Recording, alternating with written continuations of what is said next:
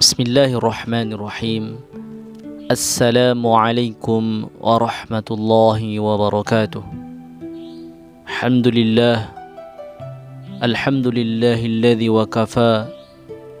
Wassalatu wassalamu ala rasulillahil mustafa Nabina Muhammadin wa ala alihi wa ahli sidqi wal wafa. Asyhadu an la ilaha illallah wahdahu la syarika lah, wa asyhadu anna Muhammadan abduhu wa rasuluh, la nabiyya wa la rasula ba'dah.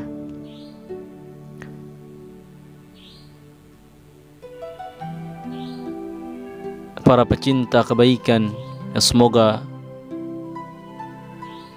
diberkahi dan dirahmati oleh Allah Subhanahu wa ta'ala. Pada kesempatan kali ini kita akan membahas suatu topik yang merupakan pembahasan yang sangat penting bagi kita semua. Karena pembahasan ini bisa semakin memantapkan keyakinan kita terhadap akidah yang kita yakini selama ini, yaitu agama Islam. Dari pembahasan ini juga kita berharap agar tidak membuat kita goyah dari akidah Islam dan semakin membuat kita bersyukur kepada Allah Subhanahu wa ta'ala atas nikmat Islam. Kita sangat faham bahwa di zaman sekarang ini terdapat berbagai macam syubhat dan kerancuan pemikiran yang disebarkan melalui internet dan media-media sosial, sehingga terkadang bagi orang yang keislamannya masih awam sangat mudah untuk terpengaruh dengan syubhat-syubhat tersebut. Akhirnya ada sebagian dari mereka yang berpindah agama dari agama Islam kepada agama yang lain. Dan ada sebagian dari mereka yang kemudian tidak lagi percaya akan adanya Tuhan. Hal itu semua tidak lain dan tidak bukan karena kekosongan hati mereka dan kejahilan mereka terhadap agama Islam. Sehingga ketika syubhat yang masuk ke dalam hati-hati mereka membuat mereka terkapar. Maka dari itu, setiap kita perlu untuk belajar tentang indahnya agama Islam agar keyakinan kita semakin kokoh dan semakin senantiasa bersyukur kepada Allah Subhanahu wa ta'ala. Sahabat pecinta kebaikan yang semoga Allah rahmati dan Allah berkahi, Nabi SAW telah menjelaskan bahwasanya tidak ada agama yang diterima di sisi Allah Subhanahu wa ta'ala kecuali agama Islam.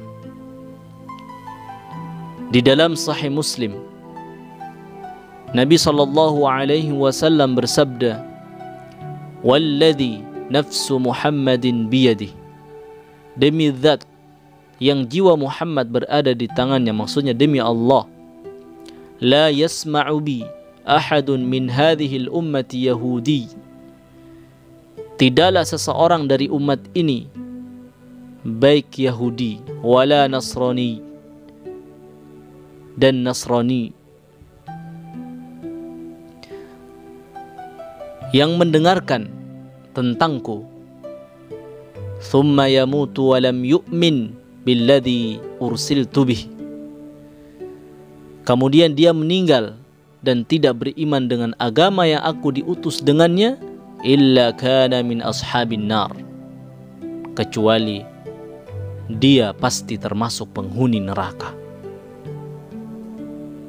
Sahabat pecinta kebaikan yang semoga Allah rahmati dan Allah berkahi, tidaklah Nabi SAW mengatakan demikian kecuali karena Islam adalah satu-satunya agama yang diridhai oleh Allah Subhanahu wa ta'ala. Allah Subhanahu wa taala menegaskan hal tersebut di dalam firman-Nya di dalam surat Ali Imran ayat ke-19. Allah Subhanahu wa taala berfirman pada potongan ayatnya, "Innad dina 'indallahil Islam." Sesungguhnya agama yang diridhai di sisi Allah adalah Islam. Allah Subhanahu wa taala juga berfirman dalam ayat yang lain, "Wa may yabtaghi ghairal islami dina falan yuqbala minhu wa huwa fil akhirati minal khasirin." Dan barang siapa mencari agama selain Islam, dia tidak akan diterima, dan di akhirat dia termasuk orang yang merugi. Allah Subhanahu wa taala juga berfirman kepada Nabi sallallahu alaihi wasallam, "Wa ma arsalnaka illa rahmatan lil alamin." Dan kami tidak mengutus engkau Muhammad melainkan untuk menjadi rahmat bagi seluruh alam. Oleh karena itu, saudara-saudaraku, pada tahun sekitar 9 Hijriah, Nabi sallallahu alaihi wasallam menulis surat-surat kepada para raja-raja agar mereka masuk ke dalam Islam. Di antara yang Nabi sallallahu alaihi wasallam kirimkan surat adalah Heraklius yang tatkala itu menjabat sebagai penguasa Romawi.